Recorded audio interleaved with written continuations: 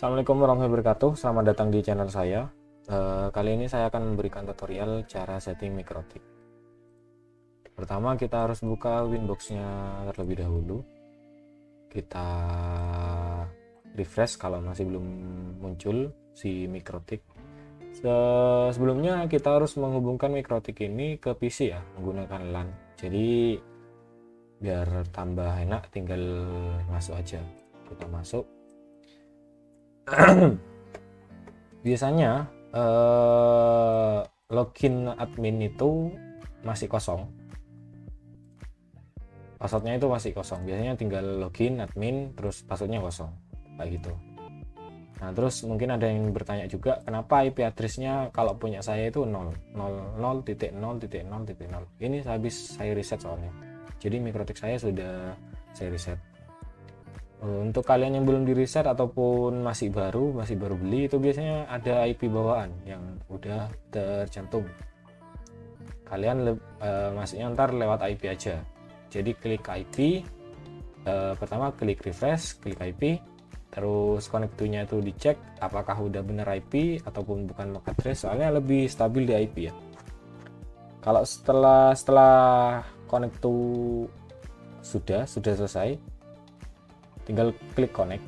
Jadi klik terlebih dahulu IP address ataupun MAC address, klik connect. Nah itu tampilannya kayak gini. Tampilannya nanti akan kayak gini. Jadi muncul interface list. Kalau misal punya kalian itu masih gak muncul, jadi misal kosong kayak gini, Om tampilannya kosong kok gini gitu, tinggal klik aja di bagian menu kiri itu ada interface, klik interface, nanti muncul. Oke. Setelah kita setting kayak gini, kita tinggal memberikan nama ataupun memberikan komen ke interface ini. Interface ini itu kayak port itu. Di mikrotik kalian tuh ada port kan?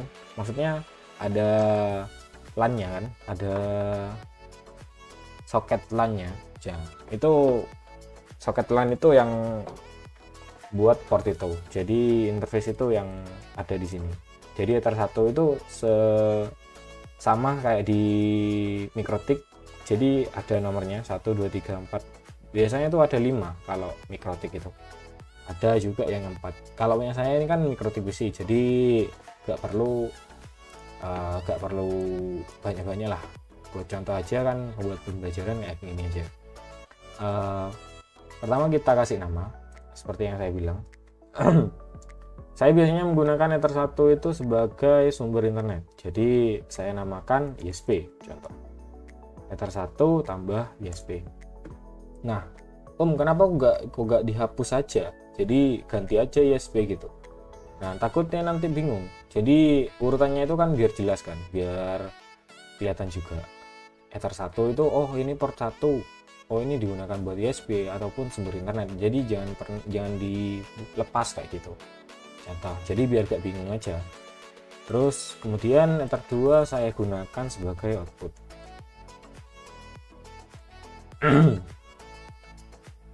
Ether 3 saya gunakan sebagai output. Nah untuk Ether 4 ini kan kebetulan ini mikrotik PC, jadi ini nggak dipakai, jadi yang tak pakai ntar 1 sampai 3 aja, jadi port 1 sampai 3 aja. Nah setelah kita setting seperti ini, kita setting masuk ke bagian IP DHCP client. Om gunanya DHCP client itu apa? Nah kalau DHCP client itu kita ngambil IP, kita minta IP, kita request IP itu ke si ISP. Jadi ISP itu masukkan dulu, jadi colokkan dulu ke Ether 1. Nanti kalau misal kalian juga menggunakan Ether 1 loh ya, kalau misal kalian Om aku pakai 2 ISP nih, jadi Ether 1 sama Ether 2 itu aku jadikan ISP semua, bisa nggak Om? Bisa aslinya. Jadi tinggal kita nambahkan di DHCP client aja, jadi kita plus Kemudian interface itu diganti Ether 1 ISP. Untuk peer DNS sama peer NTP itu kita centang-centang agar dia tuh statusnya kita dapat langsung secara langsung dari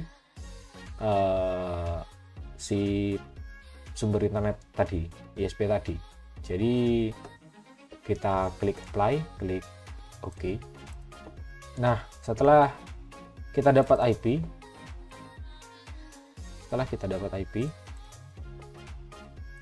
kita cek di bagian terminal, new terminal. Apakah kita sudah dapat internet di google.com? Alhamdulillah.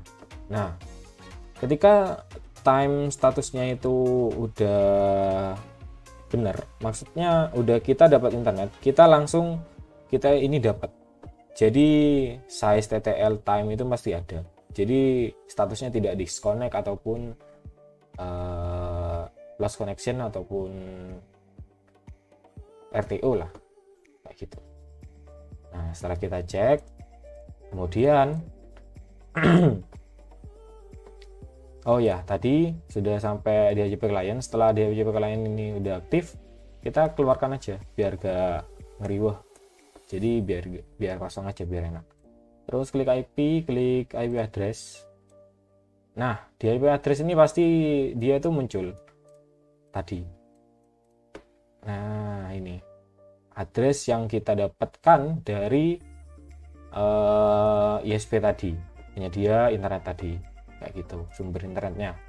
Kemudian kita setelah buka IP terus address, kita masuk ke bagian bridge.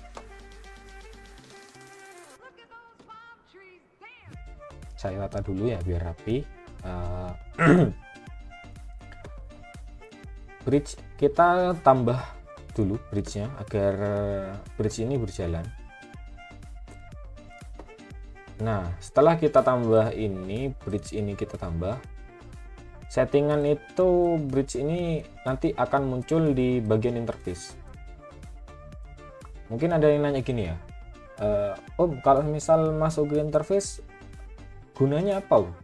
Kan itu kan kalau interface kan port-port yang ada di Mikrotik.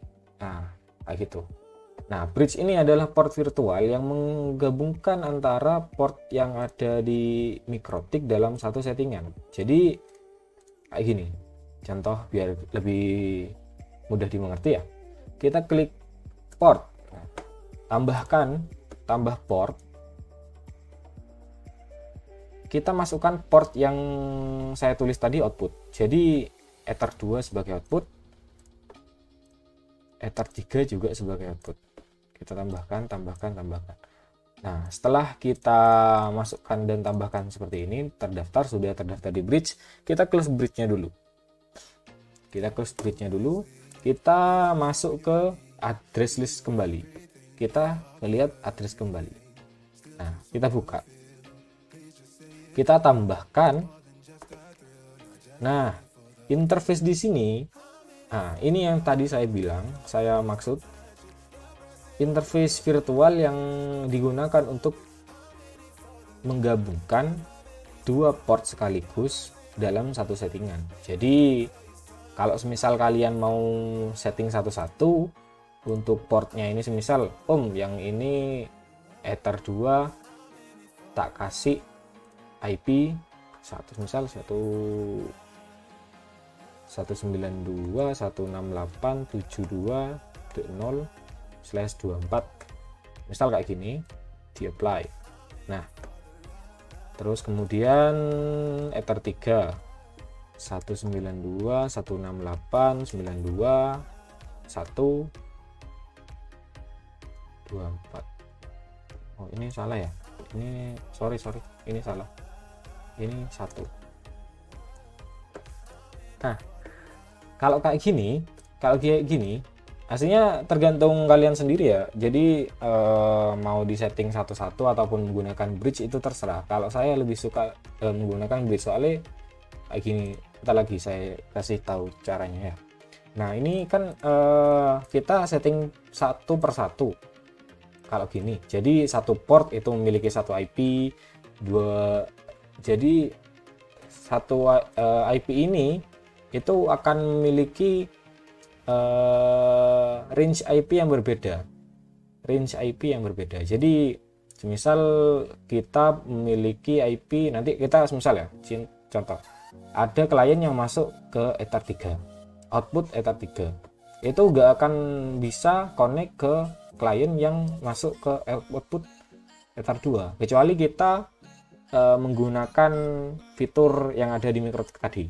Ada nanti untuk settingan kayak gitu ada, jadi menghubungkan antara Ether 2 dan Ether 3 itu dalam satu jaringan tapi berbeda IP kayak gini. Maksudnya beda IP itu beda apa ya, beda range IP-nya maksudnya.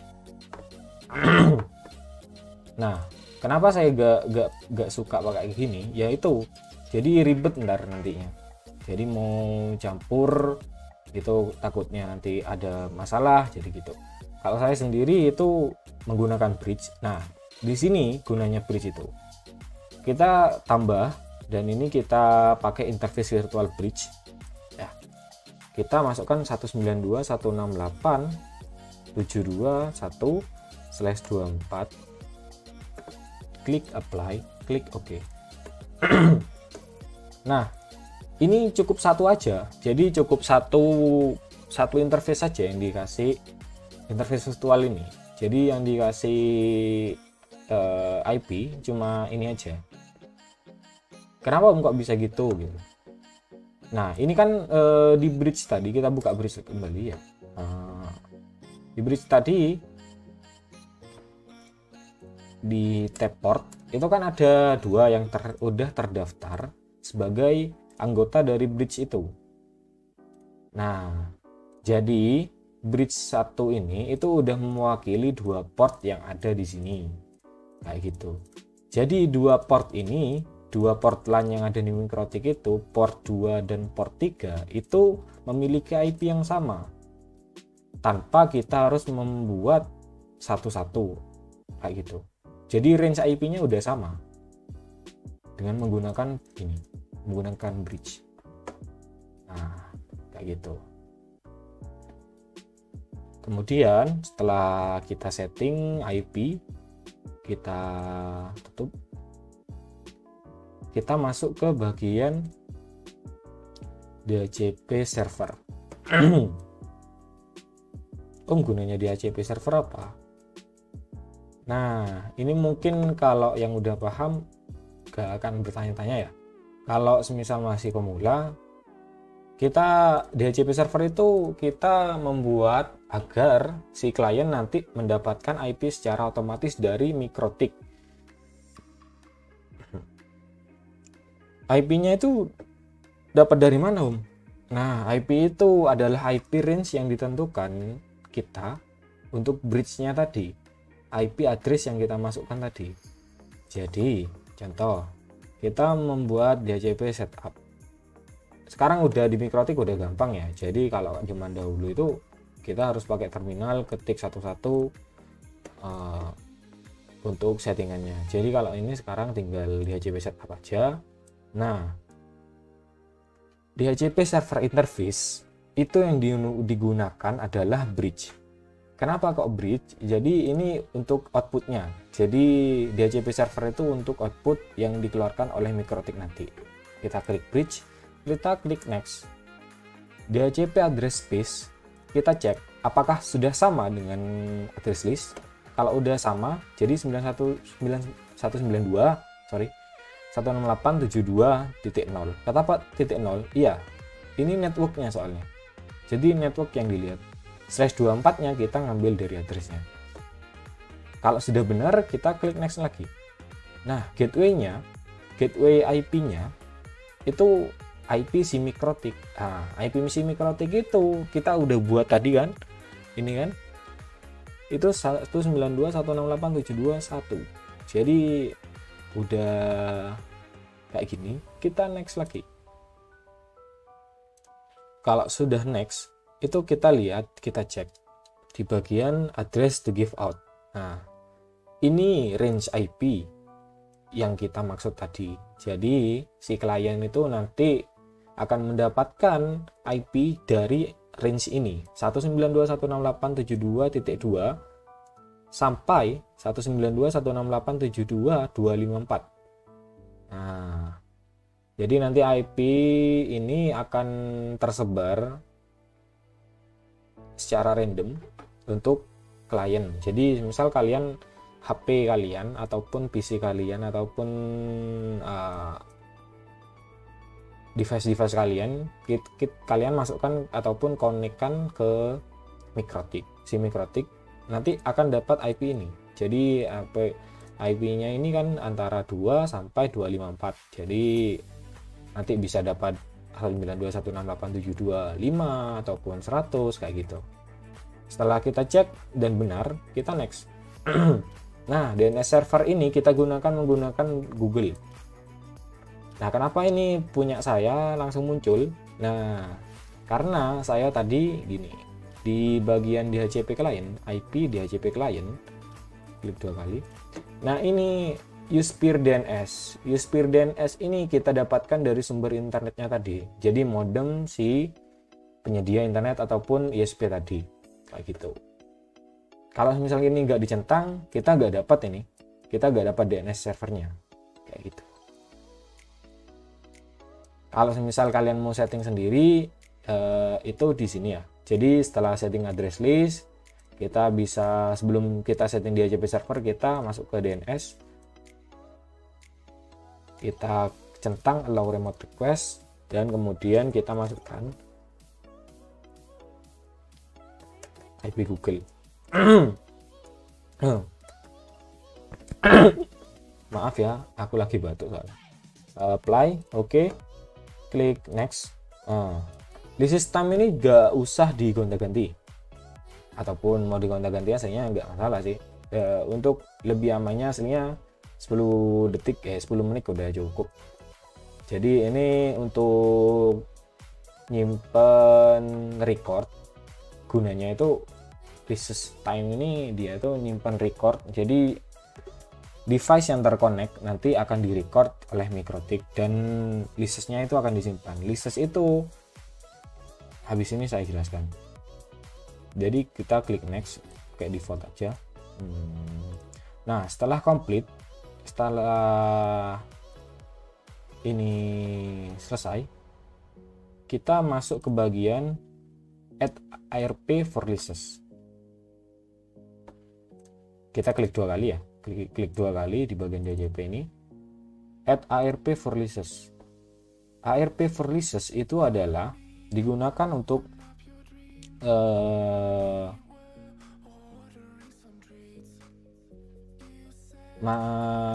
mengambil data dari ARP untuk digunakan di list. Jadi ini IP ARP. Nah, di sini itu akan banyak terkoneksi si klien nantinya. Ada masuk si klien di sini. Itu list klien semua. Jadi MAC address dan interface yang digunakan nanti itu termasuk di sini. Nah, itu akan dimasukkan ke list yang ada di, bentar, kita apply, kita oke dulu. Ada di DHCP server ini, kita masuk ke tab list. Di list ini itu akan ada nanti kayak misal address, MAC address, client ID, server, active address. Nah, active hostnya itu. Jadi ada di sini semua. Status ada di sini semua. Kayak gitu. Kalau misal udah ada klien, nanti saya contohkan. Kita clear, kita close dulu, kita close juga. Untuk IP addressnya udah selesai. Kemudian kita setup bagian outputnya. Nah, untuk outputnya sendiri itu kan kita bisa connect si internet, tapi hanya di Mikrotik saja. Tapi untuk klien itu masih belum mendapatkan internet. Contoh ya, saya contohkan menggunakan router yang sudah saya. Nah, nih Ini saya udah ada router yang sudah saya setting menjadikan access point. Oh ya, kebetulan router untuk access point itu biasanya itu DHCP server harus dimatikan ya, agar tidak bentrok untuk DHCP servernya si Mikrotik. Jadi ini saya contohkan, kita masukkan terlebih dahulu.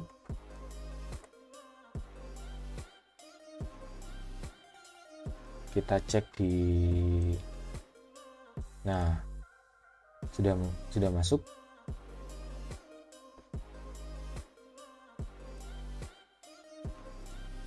Nah ini sudah masuk.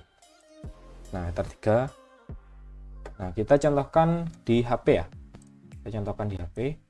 Ini kita contohkan. Kita masuk ke ini tester ini yang tadi, jadi router yang tadi saya pakai. Nah di sini kita lihat more setting, kemudian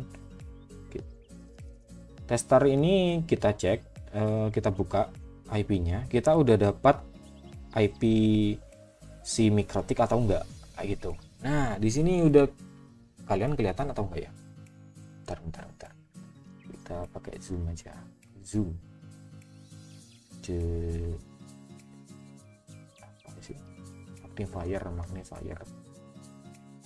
Magnifier. Nah, kita dapat IP-nya. Jadi 192.168.72.1. Berarti kita sudah mendapatkan IP yang kita buat tadi di IP address. Nah ini gateway-nya kan 192.168.721. berarti DHCP server yang kita buat tadi itu berjalan dengan baik ya, bisa berjalan. Nah terus kembali, ini kan ada tulisan connected no internet. Kenapa om kok gak ada internet? Nah itu soalnya si Mikrotik masih belum memberikan apa ya, kayak permission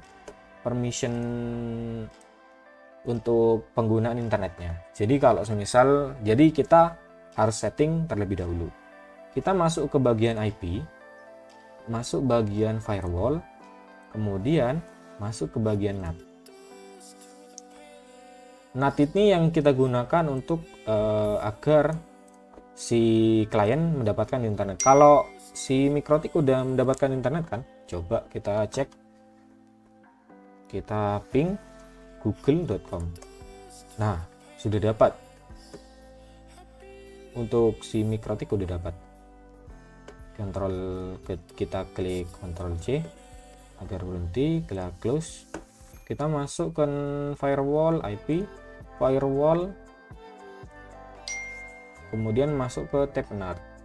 Di tab NAT itu kita tambah plus, change-nya itu pre-routing. Bentar.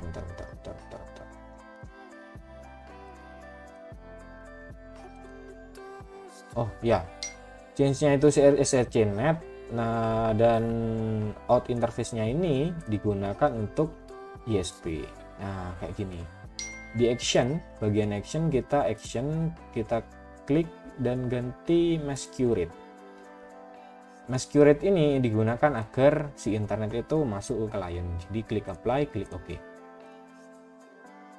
Nah setelah begini kita coba cek apakah kita dapat internet atau tidak.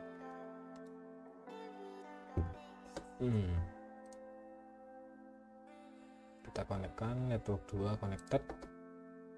Sudah connect, coba kita buka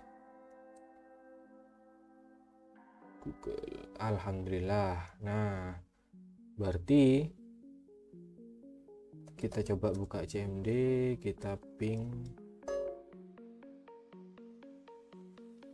google.com. nah masuk.